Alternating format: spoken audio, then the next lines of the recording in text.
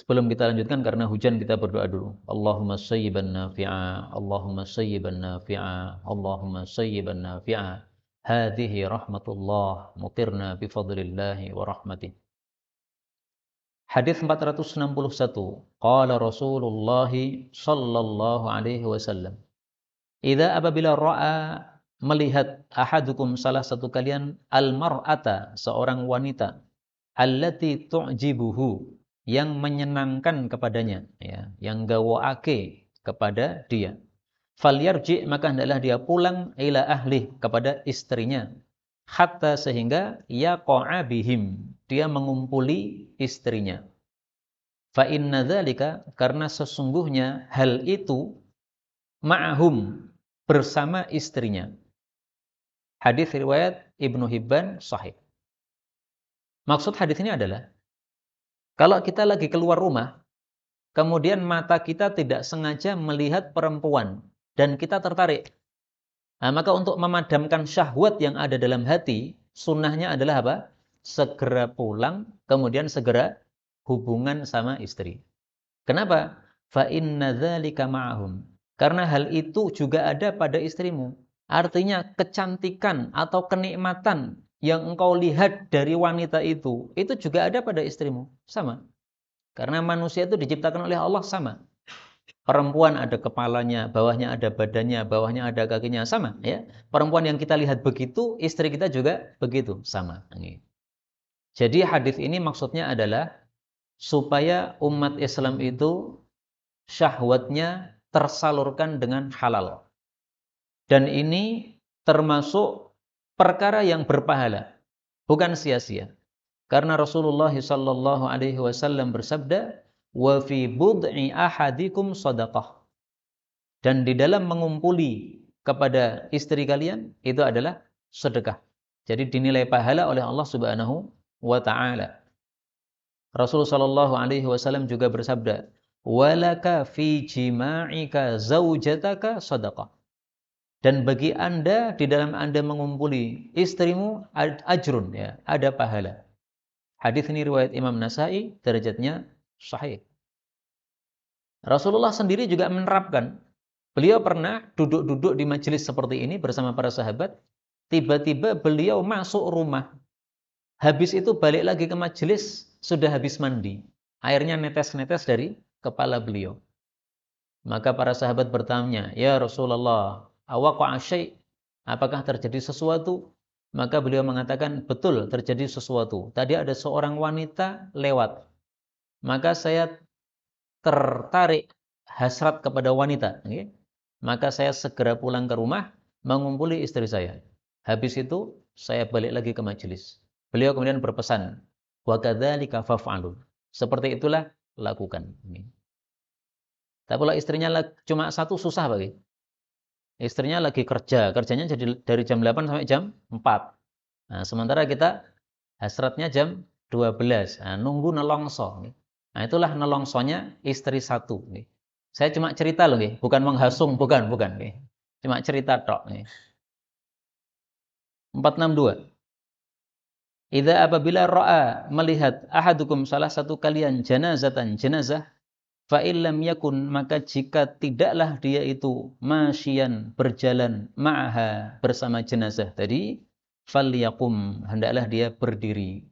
Jadi menghormati kedatangan jenazah tadi ya. Hatta sehingga yukhallifaha dia meninggalkannya, membelakanginya. Au tukhallifahu atau jenazah itu yang membelakangi dia. Atau tudha' jenazah itu diletakkan min qabli sebelum an tukhallifahu bahwa dia membelakanginya atau meninggalkannya. Hadis ini muttafaqun alaih. Hadis ini menunjukkan perintah berdiri ketika dilewati jenazah. Jenazah lewat. Nah, kita lagi duduk-duduk di luar masjid. Meskipun jenazahnya itu pakai mobil ambulan, nah, kita berdiri. Kalau jenazahnya sudah lewat, nah baru kita duduk lagi. Hanya saja perintah faliyakum ini, perintah berdiri ini meskipun hadisnya sahih, diperselisihkan oleh para ulama. Apakah perintah ini masih berlaku atau tidak? Mari kita lihat dalilnya yang menunjukkan bahwa perintah ini tampaknya sudah tidak berlaku lagi. Babu naskhil qiyami lil janazah. Ini disebutkan di dalam Sahih Muslim. Babu naskhil qiyam, bab dihapusnya perintah berdiri lil janazah, untuk atau karena adanya jenazah. Kemudian beliau menampilkan di sini hadis dari Ali bin Abi Thalib. An Ali bin Abi Thalib radhiyallahu anhu annahu qala, qama Rasulullah sallallahu alaihi wasallam. Rasulullah dulu berdiri ketika melihat jenazah. Tsumma qa'ada. Kemudian sekarang ini duduk. Nah, kata-kata tsumma qa'ada ini menunjukkan bahwa di awal Islam Nabi berdiri kalau melihat jenazah. Tapi di akhir kemudian beliau tetap duduk. Nah, perbuatan Nabi tsumma qa'ada ini karena lebih akhir, berarti dianggap menghapus perintah yang sebelumnya. Hanya saja saya jujur, di sini terjadi perselisihan pendapat para ulama, maka saya kasih tanda garis bawah. Ini semua yang ada tanda garis bawah ini berarti ada perselisihan ulama. Ada dua pendapat.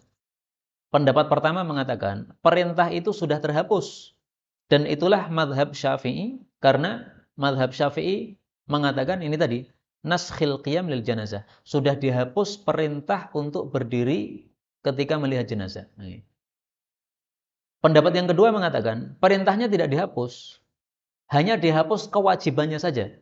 Dulu wajib, sekarang tidak wajib. Bisa dipahami? Jadi dulu kalau ada jenazah lewat, kita wajib berdiri. Kalau tidak berdiri, dosa. Tetapi setelah itu Nabi mengajarkan, duduk enggak apa-apa. Nah, berarti duduk sudah boleh. Kalau dulu-dulu, duduk tidak boleh. Karena itu, lebih bagus menurut saya, wallahu a'lam bishawab, ya, pakai pendapat yang kedua, yaitu perintahnya tidak dihapus, karena tidak ada kejelasan dari Nabi SAW bahwa beliau menghapusnya. Itu hanya perbuatan Nabi saja, ya. Dulu perbuatan Nabi berdiri, tapi setelah itu beliau tidak berdiri. Nah, biasanya seperti itu untuk menunjukkan bahwa perintah yang lalu sudah tidak wajib atau larangan yang lalu sudah tidak haram. 463. Idza apabila ra'a, melihat, ahadukum salah satu kalian, mubtala, orang yang mendapatkan bala, faqala, lalu dia membaca, alhamdulillahilladzi 'afani mimma ibtalaka bih wa faddalani 'alaika wa 'ala katsirin min ibadihi tafdila. Segala puji hanya bagi Allah yang telah memberikan sejahtera kepada saya dari apa-apa yang Allah memberikan bala kepada engkau dengannya. Wa faddalani, dan Allah memberikan kelebihan kepada saya atas kamu dan juga atas banyak dari hamba-hamba Allah, tafdila, dengan sebenar-benar fadilah atau kelebihan. Maka kana adalah ucapan itu syukra, merupakan syukur tilkan ni'mah, terhadap nikmat tersebut. Hadis riwayat Baihaqi dalam Syu'abul Iman, derajatnya hasan. Hadis ini menunjukkan disunahkannya mengucapkan tahmid ini ketika melihat orang yang terkena bala. Orang yang terkena bala itu ada dua macam. Ada bala agama, ada bala dunia. Bala agama misalnya, kita melihat orang-orang Syiah lagi melaksanakan ritual bid'ah. Nah, melihat seperti itu, kita bersyukur kepada Allah. Alhamdulillah, saya tidak seperti itu. Nah, caranya tahmid gimana? Ini. Nah, mari kita baca. Alhamdulillahilladzi afani mimma btalaka bihi wa faddalani 'alaika wa 'ala katsirin min ibadihi tafdila. Pun hafal Pak? Nah, yang belum hafal dihafalkan. Karena betapa sering kita melihat orang yang terkena bala. Baik itu bala agama maupun bala dunia. Betapa sering kita melihat orang pakai tato misalnya. Bahkan wanita-wanita pakai tato. Nah, melihat wanita pakai tato ini kan terkena bala dalam hal agama. Nah, kita bersyukur kepada Allah. Alhamdulillah. Atau bala dunia, misalnya terjadi kecelakaan. Atau kita menjenguk orang sakit. Jadi menjenguk orang sakit kita boleh membaca wirid ini. Tapi jangan banter-banter. Alhamdulillah. Oh, ini menyakiti hati kayak gini. Ini alhamdulillahnya dalam hati saja.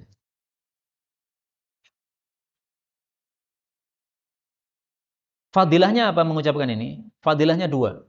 Fadilah pertama, berarti kita sudah mensyukuri nikmat. Dia kena bala, kita tidak. Ini kan nikmat. Ini harus kita syukuri. Fadilah yang kedua, kita dijamin tidak mendapatkan bala seperti dia. Dalilnya dalam hadis yang lain. Lam yusibhu dzalikal bala. Barang siapa yang melihat orang yang terkena bala kemudian mengucapkan alhamdulillahilladzi afani mimma ibtalaka bih wa faddalani ala katsirin mimman khalaqa tafdila, lam yusibhu, tidak akan menimpa dia dzalikal bala'u, bala tersebut. Hadis riwayat Tirmizi, derajatnya hasan. Karena itu dulu ketika musim Covid, setiap kali ada foto orang kena Covid, itu saya baca wirid ini, Pak. Alhamdulillahilladzi afani mimma ibtalaka bih wa faddalani ala katsirin mimman khalaqa tafdila. Tujuannya apa? Supaya Covid-nya tidak menyerang kita. Mungkin Covid-nya sudah masuk ke tubuh kita, tapi gara-gara kita membaca wirid ini digusah sama wirid ini. Selungo kono lungo, pindah-pindah. Ini karena apa? Dijamin oleh Rasulullah sallallahu alaihi wasallam. Maka ini wirid sangat penting, wajib dihafalkan apabila kita memang ingin mendapatkan banyak-banyak nikmat dari Allah Subhanahu wa taala. Tapi itu tadi digarisbawahi, jangan dibaca keras. Itu menyakiti hati orang yang terkena bala.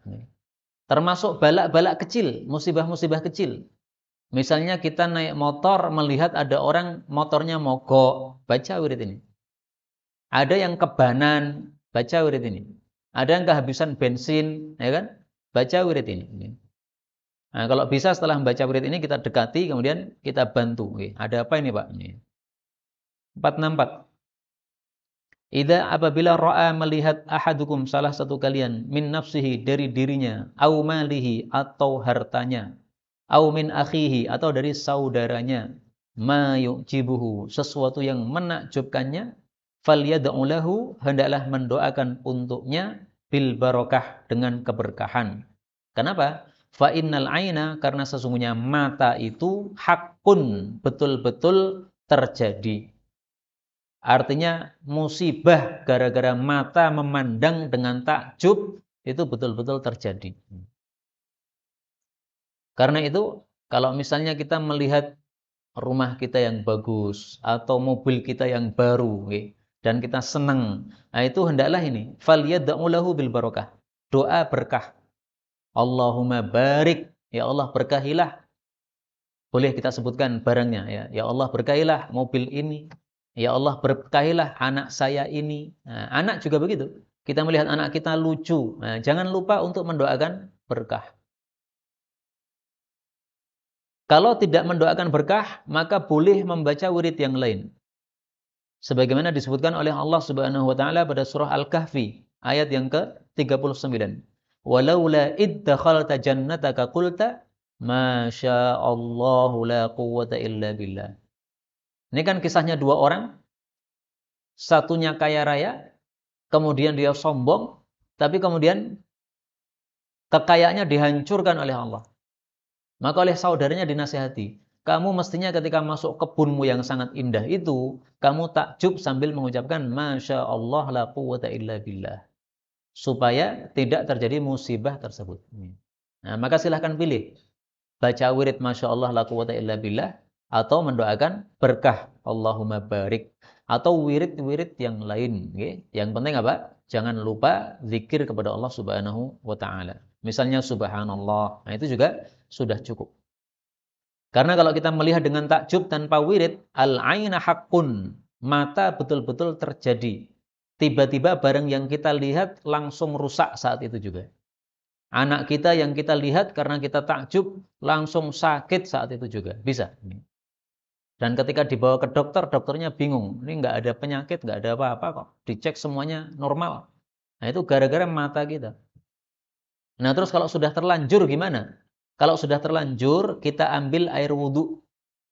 Kemudian kita berwudhu, tetapi bekas wudhu kita, netesnya itu tetap dimasukkan ke dalam air tadi, dalam ember tadi. Nah, kemudian air ember tersebut dituangkan pada anak yang sakit tadi atau pada motor atau mobil yang rusak itu, dituangkan. Nah, kalau sudah dituangkan nanti insya Allah jadi sembuh. Tapi kalau panjenengan melihat HP takjub nggih jangan diguyang banyu nggih. HP ini mate mangke. Nah, makanya jangan lupa untuk apa? Membaca doa berkah ini. Apapun, karena di sini Nabi sebutkan tentang dirinya atau hartanya atau saudaranya atau yang lain-lain, anaknya, istrinya dan sebagainya. Punya istri sangat cantik nih, saking cantiknya setiap masuk rumah takjub dengan kecantikannya. Nah itu kalau takjub diam saja, nanti malam mati istrimu. Udah nggak punya istri lagi. 465. Idza apabila ra'a melihat al-mumin, orang yang beriman, ma fusiha, apa yang dilonggarkan lahu untuk dia fi qabrihi, dalam kuburannya, fayaqulu, maka dia pun mengatakan, ta'uni, biarkan saya, ubasyiru ahli, memberi kabar gembira kepada keluargaku, maksudnya keluarganya yang masih hidup di dunia.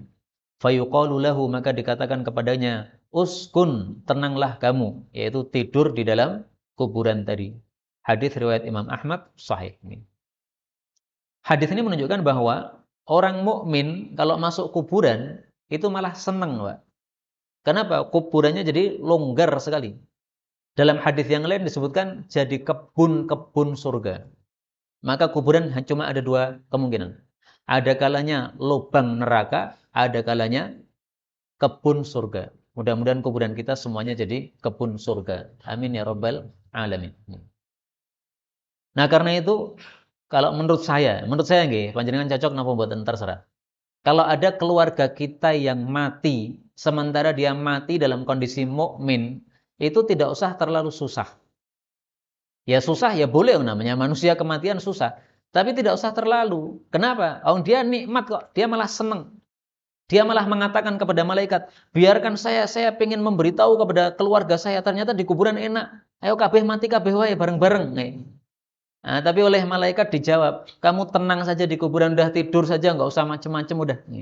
Nah, jatah dia adalah di kuburan. Itu saking senangnya dia itu sampai pengen memberitahu kepada keluarganya. Nah, maka sungguh aneh. Ini ada orang mukmin mati, dia senang-senang ketawa-ketawa di kuburan, tapi keluarganya yang di dunia malah nangis 1 bulan. Aneh sekali. Maka nangis ini dibatasi sampai 3 hari aja, jangan lebih. Kemudian di sini disebutkan fusiha, dilonggarkan. Longgarnya seberapa? Dalam hadis yang lain disebutkan longgarnya itu wa yufsahu fi qabrihi, dan dilonggarkan di dalam kuburannya sab'una dhira'an, sejauh 70 hasta. 1 hasta ini setengah meter. Berarti berapa nih? 35 meter. Kamar kok besarnya 35 meter. Ini kamar nopo nih, Pak? Kamar kita kan biasanya cuma 3,5 meter loh, nggih. Nah, ini komane dihilangi, nggih. 3 meter. 35 meter. Wa yumla'u alaihi khadiran, dan dipenuhi untuk dia hijau-hijau, kehijau-hijauan. Ila yaumil qiyamah, ila yaumi yub'atsun, sampai hari dibangkitkan. Ini kalau orangnya orang muslim, dan ini hadisnya muttafaqun alaih, wajib kita percaya. Wong hadisnya sahih. Nah, maka orang mati kita melihat saja, matinya iman tidak. Iman udah, alhamdulillah. Kenapa? Karena kalau kita pengen dia hidup, tidak mati, kita malah nggak tahu nanti matinya kondisinya apa. Mending dia mati sekarang, mending, alhamdulillah. Kenapa? Matinya jelas iman. Kalau matinya 2 tahun lagi, sesuai keinginan kita. Nah, bagaimana kalau 2 tahun lagi tapi munafik atau kafir, atau mengejek Islam sebagaimana Abu Janda dan teman-temannya itu? Nah, kalau begitu kan kita malah susah mati dalam kondisi menjadi orang jelek seperti orang-orang itu. Nah, maka alhamdulillah ada saudara kita mati iman, alhamdulillah. 466. Idza apabila ra'at, wanita melihat, bermimpi. Idza apabila ra'at, wanita bermimpi, fa'angzalat, lalu dia ingzal. Ingzal itu mengeluarkan mani. Fa'alaihal ghuslu, maka wajib baginya untuk mandi junub. Hadis ini riwayat Ibnu Majah sahih. Hadis ini menunjukkan bahwa mimpi basah menyebabkan wajib mandi. Mimpi basah adalah mimpi yang sampai keluar air mani. Dan ini bisa berlaku pada laki-laki, bisa juga pada perempuan meskipun jarang. Buktinya jarang. Ketika sahabat Nabi, seorang wanita, bertanya tentang masalah ini, maka Ummu Salamah itu mengatakan, apakah mungkin wanita kok mimpi basah sampai keluar mani? Nah, itu menunjukkan apa? Itu jarang terjadi. Ummu Salamah mungkin nggak pernah ngalami, maka dia mengingkari.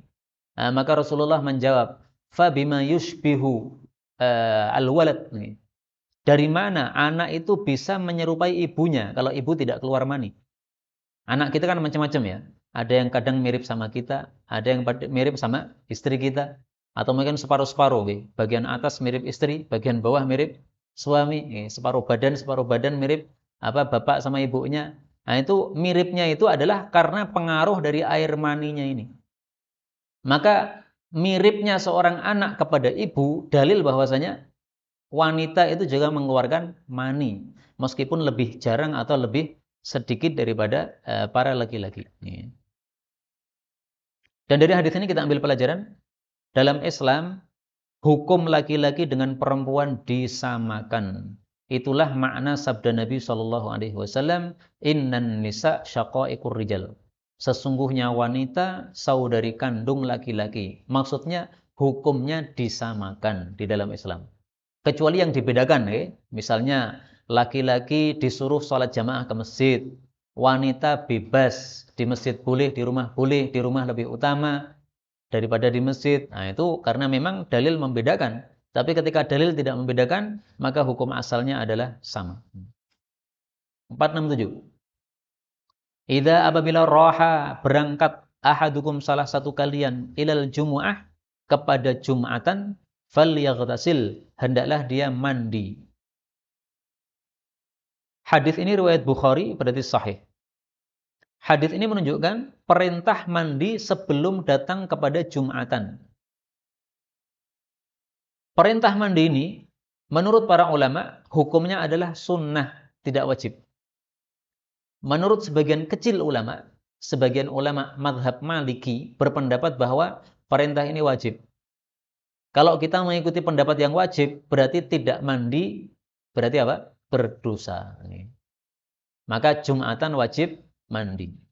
Tapi kalau kita mengikuti pendapat mayoritas ulama, ini tidak sampai dosa, ini hanya sunnah saja. Dan saya cenderung pendapat mayoritas. Kenapa? Karena Rasul Shallallahu Alaihi Wasallam bersabda, "Fabiha wa ni'mat." Man tawadda'a, barang siapa yang wudu saja yaumal Jum'ah, pada hari Jumat, fabiha wa ni'mat. Nah, dengan wudu itu sudah bagus. Wa man ightasala, tapi kalau mandi, fal ghuslu afdal, maka mandi lebih utama. Hadis riwayat Imam 3 disahihkan oleh Ibnu Khuzaimah. Berarti apa? Wudu sudah cukup, buktinya dipuji oleh Nabi, sudah bagus itu.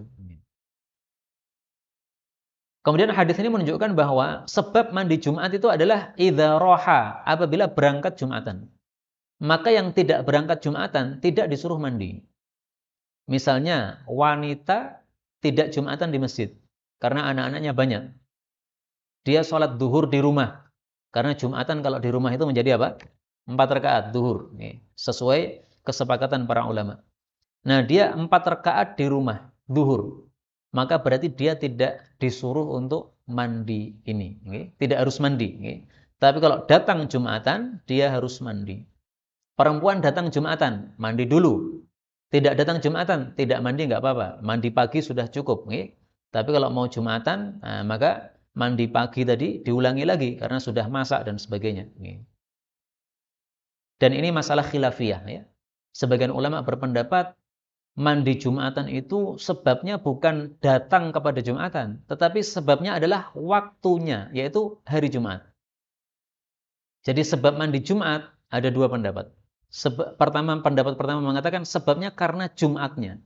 Berarti siapapun orang disuruh mandi Jumatan, baik dia di rumah maupun dia ke masjid. Baik dia sholat Jumat di masjid atau tidak, sama saja, tetap mandi. Tapi hadis ini menguatkan pendapat yang mengatakan sebab mandi itu karena idza roha, apabila berangkat saja. Kalau tidak berarti tidak disuruh untuk mandi. 468. Idza apabila ra'aita engkau melihat al-amata budak perempuan waladat melahirkan rabbataha majikannya, tuannya. Wa ra'aita dan engkau melihat ashabal bunyan, pemilik-pemilik bangunan. Yatatawaluna, mereka bertinggi-tinggian, berlomba-lomba meninggikan bil bunyani bangunan. Wa ra'aita dan engkau melihat al-hufata, orang-orang yang nyeker, orang-orang yang tidak bersandal. Al-jia'a, yang apa? Lapar-lapar. Al-alata, yang miskin-miskin. Kanu, adalah mereka menjadi ru'usan nasi, pemimpin-pemimpin manusia. Maksudnya sudah menjadi kaya, kemudian jadi pemimpin-pemimpin. Fadzalika, maka hal itu min ma'alimis sa'ah, termasuk tanda-tanda kiamat, yaitu dekatnya kiamat, wa asyratiha, dan tanda-tanda kiamat. Sama artinya ma'alim dengan asyrat. Hadis riwayat Imam Ahmad sahih. Hadis ini menunjukkan antara lain tanda kiamat ada 3. Pertama, budak perempuan melahirkan tuannya. Ini maknanya apa? Ada 2 tafsiran.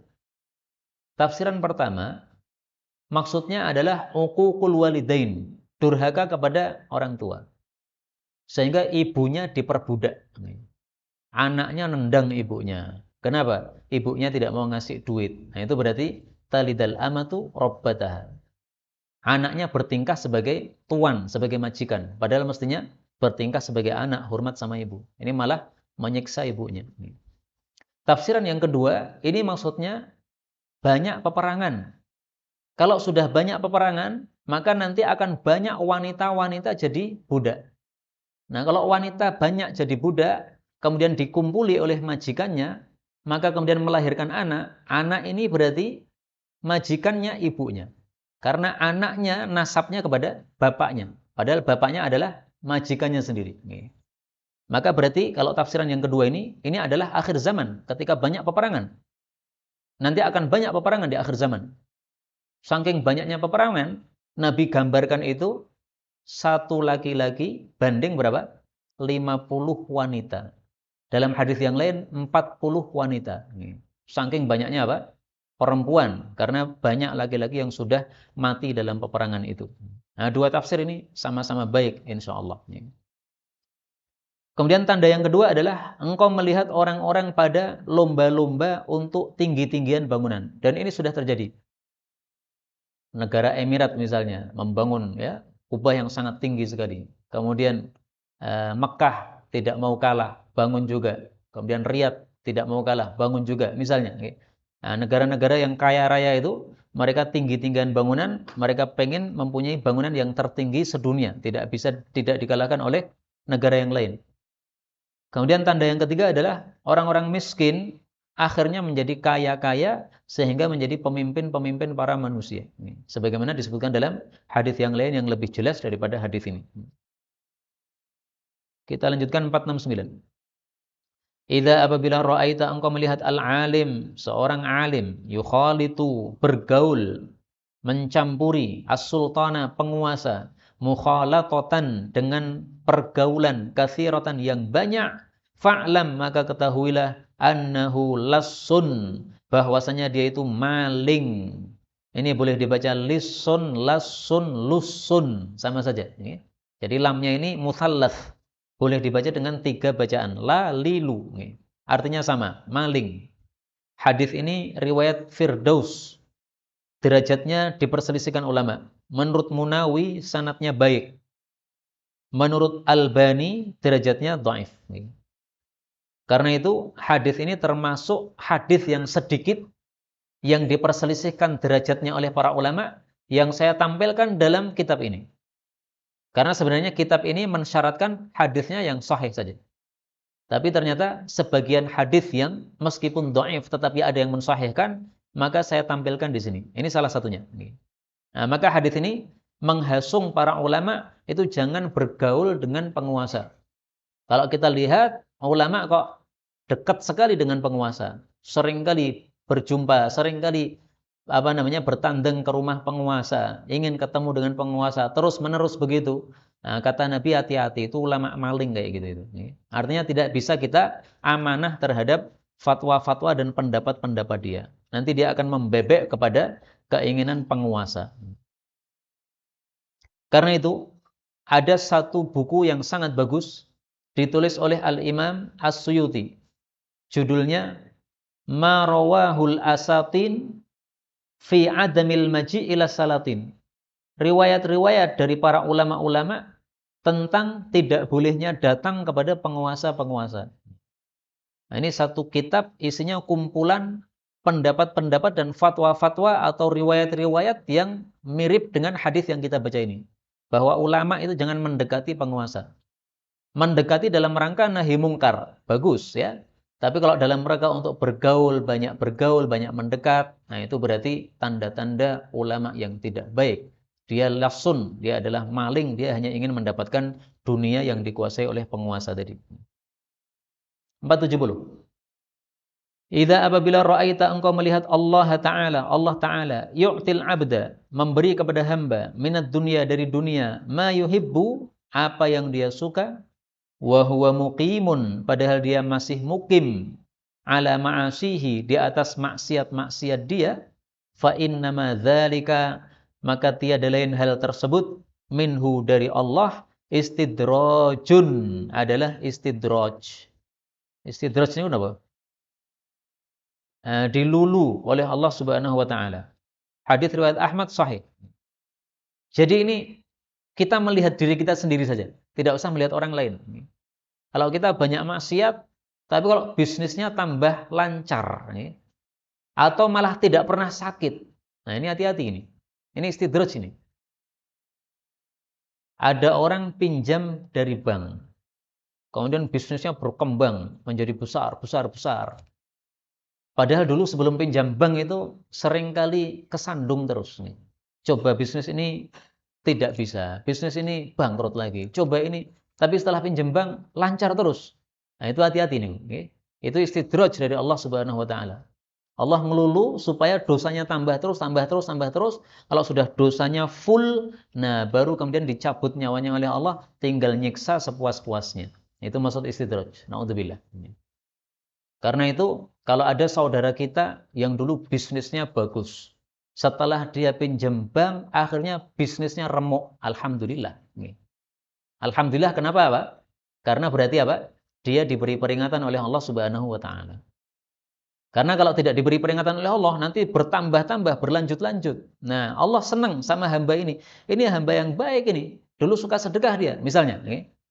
Nah, ini kok sekarang malah balelo, dia malah pinjam dari bank, ini gimana ini? Nah, dihancurkan oleh Allah supaya dia berhenti dari perbuatan tersebut. Insya Allah ini tanda yang baik. Nah, tentang masalah istidraj ini, ada satu pembahasan yang sangat bagus saya temukan di dalam kitab Mu'jam Lughatil Fuqaha. Mari kita baca pembahasan ini, bagus.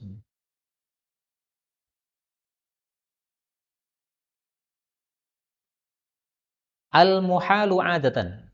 Perkara yang biasanya mustahil terjadi. Jadi perkara yang tidak masuk akal. Adalah malam tajril adah bihuduthihi. Sesuatu yang biasanya tidak bisa terjadi. Kang syiqaqil qamar. Seperti terbelahnya bulan. Fa'in hadatha li nabiyyin. Kalau itu terjadinya untuk seorang nabi. Fahuwa mu'jizah. Namanya apa? Mu'jizat. Wa in hadatha li rajulin saleh. Kalau dia itu terjadinya untuk seorang laki-laki yang soleh atau perempuan yang solihah, fahuwa karomah, maka disebut apa? Keramat atau karomah, ya, kemuliaan dari Allah Subhanahu wa taala. Wa in hadatsa li fajir, tapi kalau terjadi untuk orang yang pendosa, fahuwa istidrajun, maka itu disebut istidraj. Contohnya Dajjal. Dajjal ini pendosa dia, tapi mampu banyak hal. Menghidupkan orang mati, mematikan orang hidup, ya. Kemudian merenggut seluruh kekayaan bumi sehingga tandus langsung bumi, atau mensuburkan tanah yang asalnya tandus. Nah, itu kok Dajjal kok bisa begitu? Padahal kafir dia. Jelas di sini ada tulisannya kafir atau kafara. Orang muslim semuanya bisa melihat. Di sini ada tulisan kafir. Tapi kok bisa begitu? Nah, itu istidraj dari Allah Subhanahu wa taala. Karena itu para ulama mengatakan jangan tertipu kalau melihat orang bisa melakukan perkara yang mestinya tidak bisa dilakukan. Misalnya bisa terbang atau bisa melewati air tanpa kapal, tanpa sesuatu, dia langsung berjalan kaki bisa. Itu jangan merasa heran. Kamu lihat dulu amalannya. Kalau amalannya sudah sesuai syariat, berarti itu karomah. Tapi kalau amalannya tidak sesuai syariat, berarti istidraj. Gampang tak, Pak? Ada orang nggak pernah mau sholat ke masjid. Sholatnya di rumah tok. Ya sholat dia, tapi nggak pernah mau ke masjid. Jumatan nggak pernah mau datang. Tapi terkenal kalau ada orang sakit datang, sebeh gini tok udah sembuh. Nah itu namanya istidraj. Kenapa? Dia tidak soleh. Kalau dia soleh ya ahli ibadah datang ke masjid, Jumatan datang. Dia nggak mau Jumatan, tapi terkenal apapun penyakit disebul tok sudah apa? Sembuh. Ingat-ingat ini penjelasan. Ada kalanya mukjizat, ada kalanya karomah, ada kalanya istidraj. Wallahu a'lam bishawab. Inilah yang dapat kita pelajari, benarnya dari Allah. Kalaupun ada salahnya fa astaghfirullahal azim li wa lakum.